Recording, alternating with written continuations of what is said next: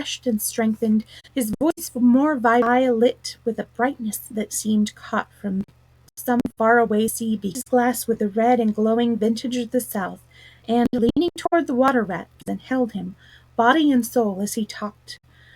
Those eyes were the foam-streaked gray-green of leaping northern seas.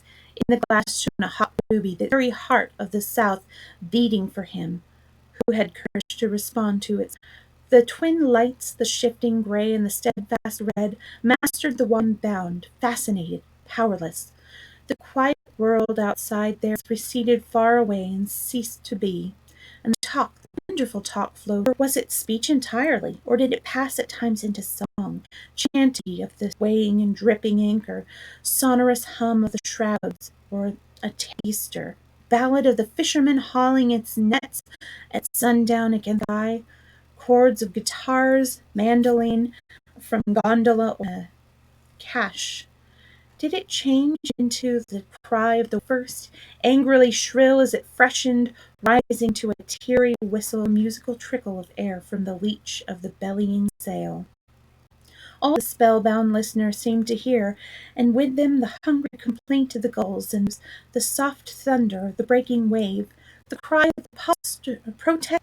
Back into speech again it passed, and with beating heart heaves following the dozen seaports, the fights, the escapes, the rallies, the comradeships, undertakings, or he searched in islands for treasure, in little still lagoons, and dozed day long on warm white sand. Of deep sea fishing he heard tell, and mighty silver gathering, of a mile-long net, of sudden perils, noise of breakers' night, or the tall bows of the great liner taking shape overhead fog, of the merry homecoming, the headlong rounded, the harbor lights opened out, the groups seemed gay, the cheery hail, the splash of the hawser, the trudge up the steep towards the comforting glow of red-curtained windows.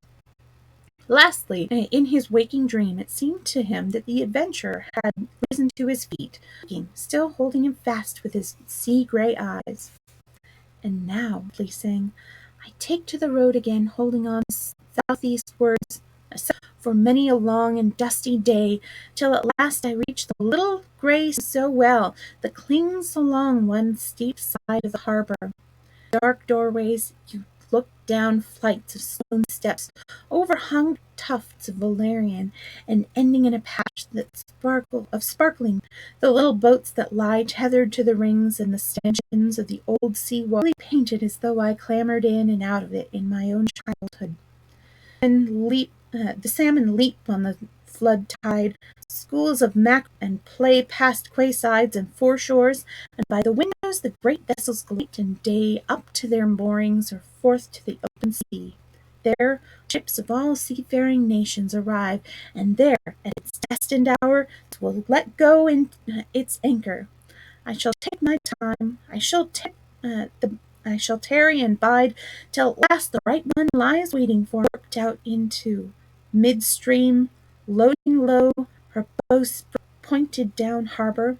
I shall slip on board by boater, and then one morning I shall wake to the song and tramp of the sailors, the capstan, and the rattle of the anchor chain coming merrily in. Out the jib and foresail, the white houses on the harbour side will glide as she gathers steerage way, and the will have begun. She forges towards the headland. She will clothe herself with canvas, and then outside the sounding slap of great green seas she heels to the wind south. And you will come too, young brother, for the days pass and never south still waits for you. Take the adventure, heed the call. No evocable moment passes. 'Tis but a banging of the door behind you, a blow forward, and you are out of the old life and into the new. Then some day hence jog home here if you will, when the cup has been drained and the play and sit down by your quiet river with a store of goodly memories for company. Easily overtake me on the road, for you are young and I am aging, and slowly I will linger and look back, and at last I will surely see you come parted with all the south in your face. The voice died away, and an insect's tiny trumpet dwindles softly into silence, and the water rat, pairing, saw at last but a distant speck on the white surface of the road. Mechanically he rose and proceeded to repack the luncheon basket carefully. Mechanically he returned home, gathered together a few small necessities and special treasures he was fond of, and put them in a satchel, acting with slow moving about the room like a sleepwalker, listening ever with parted lips over his shoulder, carefully selected a stout stick for his wayfaring haste, but with no hesitation at all, he stepped across the threshold, just appeared at the door. "Why, where are you off to, Ratty?" asked the mole in great surprise, taking him by the arm. "Going south with the rest of them," murmured the monotone, never looking at him. "Seawards first, and then so to the shores that are calling me." He pressed resolutely without haste, but with dogged fixity of purpose. Now thoroughly alarmed, placed himself in front of him, and looking into his eyes, glazed and set, and turned a streaked and shifting grey, not the eyes of some other small animal. Grappling with him strongly, he threw him down, and held him. The rat struggled desperately for a few moments, it seemed suddenly to leave him, and he lay still and exhausted, with closed eyes. Presently the mole assisted him to rise, and placed him in a chair, where he stood shrunken into himself, his body shaken by a violent shivering, passing into an hysterical fit of dry sobbing. The mole made the door fast into a drawer, and locked it, and sat down quietly on the table by his friend, waiting for the stranger to pass. Gradually the rat sank into a doze, broken by starts and confused murmurings of these strange and wild and foreign to the unenlightened mole, and from that deep slumber.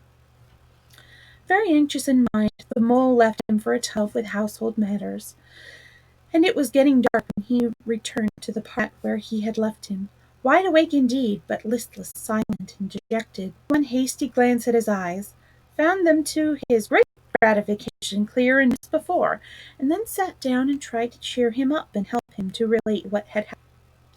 Poor Ratty did his best by degree to explain things, but how could hold words what had mostly been suggestion?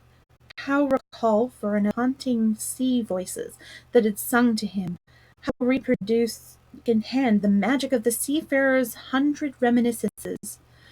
Even how the spell had broken and the glamour gone, he found it difficult. It had seemed some hours ago the inevitable and only thing, surprising then that he failed to convey to Mole any clear idea of what he had. To the mole this much was plain. The fit or attack had passed, and had left him sane again, though shaken and cast down by the rejection, and to have lost all interest for the time in the things that went to make up his daily life, as well as in all pleasant forecastings of the altered days, and doing what the change was surely bringing.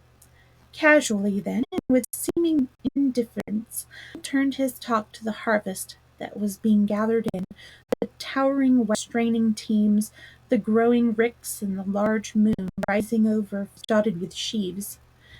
He talked of the reddening apples of jams and preserves, and the distilling of cordials, till by easy steps these he reached midwinter, its hearty joys and its snug. Then he became simply lyrical. By degrees to sit up and to join in, his dull eyes brightened, and he lost some of his listless. Presently the tactful mole slipped away and returned a few half sheets of paper, which he placed on the table at his. "It's quite a long time since you did any poetry," he remarked. "You might have to try at it this evening instead of, well, brooding over things so much. You'll feel a lot better when you've got something jotted down. If it's only just." The rat pushed the paper away from him wearily, but the discreet to leave the room, and when he peeped in again some time later, the rat was absorbed, alternately scribbling and sucking the top of his pencil. It is true that he sucked and he scribbled, but it was a joy to the mole to know that the cure